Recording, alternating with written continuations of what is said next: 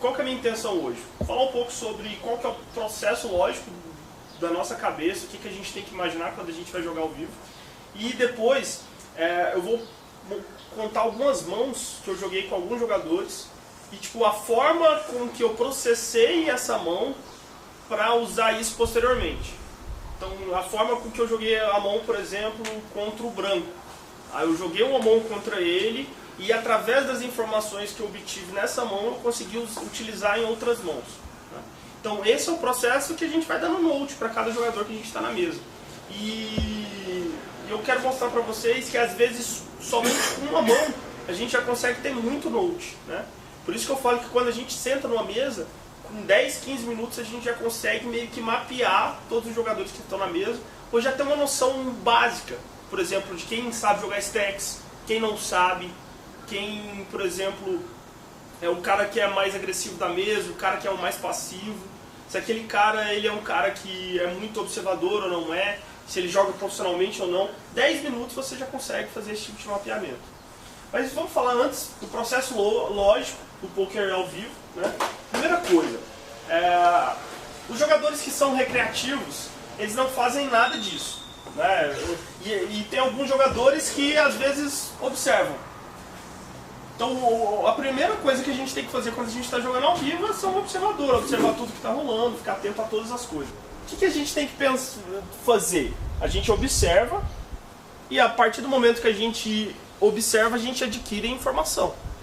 Essa informação pode ser que o cara, por exemplo, é o macho alfa, que o cara está subindo todas as mãos, que o cara sempre tribeta alguém, né? Esse é uma informação que a gente adquiriu observando. A partir do momento que a gente adquiriu essa informação, como que você vai utilizar ela? Né? Como que você vai processar ela? Como que a gente vai processar essa informação e ver como é que essa pessoa reage? A partir do momento que esse cara está subindo todas as mãos, tribetando todas as mãos, ele sabe que ele está fazendo aquilo. Ele sabe como ele está agindo. E aí, como que ele vai mostrar para você isso, ou se ele muda de marcha porque ele te mostrou? Eu vou dar um exemplo claro assim. Eu estou jogando uma FT de Goiano. Em um determinado momento, eu dei um blefe grande e mostrei. Mostrei lá, eu não tinha nada, tinha air total no river, overbetei o river com air e blefei a mão. Eu, sendo João, a partir do momento que eu mostrei isso, eu vou utilizar dessa informação que eu mostrei ao meu favor. Nas outras mãos, vou procurar não blefar as próximas mãos, para as pessoas continuarem me pagando quando eu tiver valor. Então eu blefei a primeira vez, mostrei essa carta, a pessoa viu minha carta, estou utilizando dessa informação que eu fiz ao meu favor nas mãos subsequentes. Agora, esse cara que você está jogando, que executou isso, ele sabe fazer isso? Ele sabe executar dessa informação que ele deu para melhorar o jogo dele depois disso? Então essa é uma das coisas que a gente tem que pensar. A maioria dos jogadores, aqui tem 35, 36 jogadores, a maioria desses jogadores não sabem fazer isso. Você conta nos dedos quem sabe fazer isso nesses 35. Deve ter uns 4, 5 que começam a entender esse processo, né?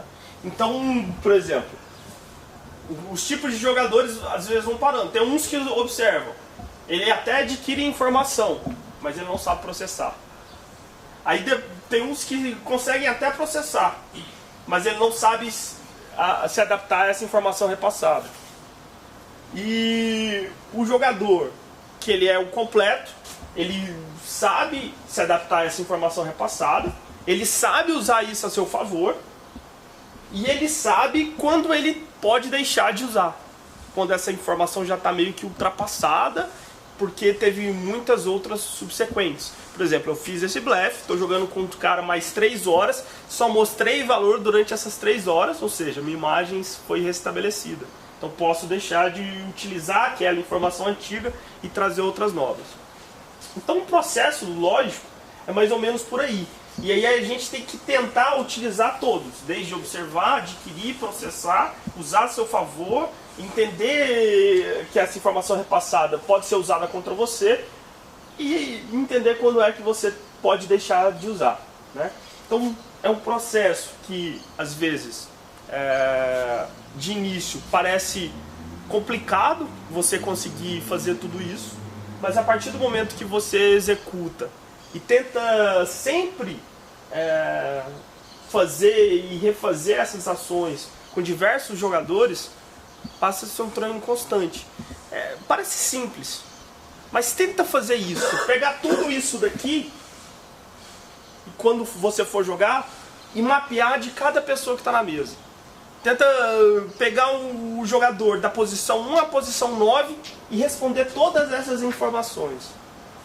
E aí você vai ver o tanto que seu jogo vai mudar, porque aí seu processo de orientação, seu processo de observação vai estar muito maior do que o normal, né? Muita gente às vezes usa o live para ser assim, joga muito online e vai se divertir quando joga live.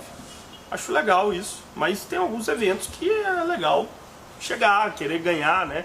Que pagam bem, e a partir do momento que a gente joga profissionalmente, a gente tem que tentar processar isso todas as vezes que a gente joga. E por que eu acho bastante importante fazer notes, ou ter notes do pessoal? A partir do momento que você quer ter uma pretensão maior, igual o Taigueira veio conversar comigo, falou que a pretensão dele é ser campeão goiano. A partir do momento que ele tem essa pretensão, ele não vai conseguir ser campeão goiano se ele não tiver as informações de cada oponente, se ele não tiver o notes da maioria deles. Eu não ia conseguir ser campeão brasileiro se eu não tivesse informação da maioria dos jogadores que eu jogava. Ah, João, mas você joga um BSOP, sempre vai passando pessoas novas. Sim, mas muitos das pessoas com que eu joguei nas mesas, eu conhecia. E eu não conhecia do ano que eu joguei, conhecia de anos passados, por ter jogado retas finais passadas.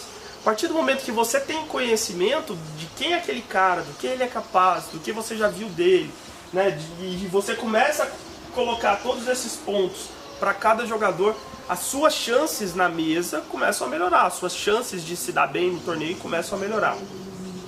Lembro que no BSOP Millions, que eu cheguei lá precisando, tava 400, eu cheguei em terceiro colocado no último etapa do ano, precisando passar no ranking o cara. Para eu conseguir alcançar ele, eu precisava ganhar um torneio com 400 pessoas, para eu alcançar o primeiro colocado. Eu cheguei lá e minha intenção era o quê? Era jogar os paralelos. Os paralelos davam muito ponto, tinham vários torneios, dava para eu jogar cerca de 12, 15 torneios ali em uma semana. E se eu fosse bem neles, eu poderia alcançar ele. E a minha meta foi essa, foi jogar os paralelos e ficar atento aos paralelos. Quando eu jogava os paralelos, eu estava com os mesmos caras em grande parte deles. Por exemplo, o field de Omar, o field do Turbo, o field do H-Game era bem parecido, não eram fields diferentes. Eu estava enfrentando quase que os mesmos caras ali. E a partir do momento que você conhece esses caras, que você tem esse conhecimento, a sua chance é muito maior. É igual online. A partir do momento que o cara tem um poker tracker, ele consegue ter muito mais informações do que o outro. Claro que um cara que não tem poker tracker pode ir lá e ganhar. O cara que não tem road manager pode ir lá e ganhar. Mas a partir do momento que você tem, que você sabe utilizar, porque não adianta só ter também, tem que saber utilizar da informação do road manager, da informação do poker tracker a seu favor. Se você não souber, não adianta você ter ele ali e só ficar um monte de número lá. Se você não souber utilizar essa informação, não vai te adiantar de nada. Mas o cara que tem, ele tem muito mais vantagem. Ele tem muito mais possibilidade de chegar numa reta final, de ganhar. Só que para isso precisa de um pensamento lógico. E esse é um dos grandes defeitos e muita gente não consegue evoluir no poker, porque o cara não tem um pensamento lógico. O cara chega aqui e fala assim, não, João, eu faço estudo, eu observo, eu adquiro a informação, eu entendo essa informação, mas eu não consigo utilizar ela. Como que eu vou utilizar ela a meu favor? Né? Esse é o grande defeito. E tipo, tem muitos jogadores que fazem estudos, são estudiosos, o cara se mata de estudar, mas não consegue fazer esse pensamento lógico, esse processo lógico. E aí o cara fica estagnado e chega um momento que o cara para de jogar. Eu tive, durante o Steel Team, eu tive mais de 350 jogadores. Muitos queriam ser profissionais, né? Não são todos que conseguiram. Desses 350, eu digo que que viraram profissional, cerca de 20%. Então é muito pouco, né? 80% fica pelo caminho. Então é normal ficar pelo caminho. Mas, para você entender que você pode chegar lá, além de ser um processo difícil, você precisa ir trabalhando, né, dia a dia, passo a passo, para conseguir evoluir nesse pensamento lógico também. Outras coisas que a gente tem que pensar quando a gente joga. Como você é visto, né? Como que as pessoas te enxergam. A partir do momento que você entende como que uma pessoa te enxerga, você passa a entender do que ela vai fazer contra você, ou o que ela é capaz de fazer contra você. Então a gente tentar entender como que nós somos vistos, né? Quando a gente senta numa mesa, como que o cara te enxerga. E aí cada pessoa te enxerga de uma forma diferente. Cada pessoa tem um jeito diferente de te enxergar. Uns te enxergam como um jogador bom, mas então eles querem jogar com você, querem, igual meu exemplo, tem vários jogadores que quando eu sento na mesa, o cara quer jogar contra eu. Ele pode até me achar um jogador bom, mas ele quer jogar e ganhar uma mão, mostrar um bluff, e isso eu tento usar disso ao meu favor, né? É fácil identificar, né, como cada pessoa te enxerga, né? Só pela... Não é tão fácil, não é tão simples. Mas, sim, é um dos pontos mais difíceis. Então, mas sim, só pelo fato, só com a conversa que a pessoa tem com você, tipo, antes ali, o jeito que a pessoa conversa assim, com você, assim, É bom você ser, de certa forma, notado na mesa quando você está jogando? O que vocês acham? Depende da estratégia que você vai usar. Acho que essa é a maior pergunta, né? Depende do que você quer, né? Por exemplo, se você tá short ali com 15 blinds, você quer subir, exato. Você quer que ninguém te veja, entendeu? Você quer que quando o seu raise, você der seu raise passe. Então não adianta você ter uma imagem de um louco alucinado com 15 blinds. Você não vai conseguir fazer nada, né? Isso vai ir contra você. Então você tem que entender isso, né? Por exemplo, você tá gigante e tipo, tá tendo alguns enfrentamentos. Algumas pessoas estão te tribetando, algumas pessoas estão fletando demais. Aí você quer ser visto. Aí você quer mostrar para as pessoas que você é o cara que vai dominar essa mesa. Que não adianta eles tribetarem que eles vão levar for bet. Ou que não adianta eles tribetarem que eles vão, de uma certa forma, sofrer com isso, né? Então a gente tem que saber o momento da gente fazer isso, da gente entender como que reagir a esse ponto, né? Então tem momentos que são bons serviços, tem momentos que não são. A gente precisa meio que entender isso.